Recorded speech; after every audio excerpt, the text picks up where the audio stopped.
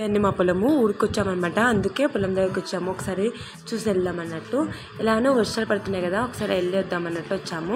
ఏంటంటే మాకు నల్ల పొలం కాబట్టి వర్షాలు పడినాక కొంచెం వర్షం పడినా మాకు వాటర్ అనేది ఫామ్ అయి ఉంటుంది అనమాట. సో అందుకే వచ్చాము. అక్కడ కనబడుతుంది కదండి, ఆ చివరి వరకు మా అదే అనమాట పొలము. అక్కడ చెట్టు ఉంది కదా, చివరి వరకు అనమాట. స్టార్టింగ్ నుంచి చూడండి, వర్షం పడితే ఇలా ఉంటుందో, కొంచెం వాటర్ తడితడిగా అని చెప్పాను కదా అండి, ఇలా ఉంటుంది అనమాట వాటర్ అనేది.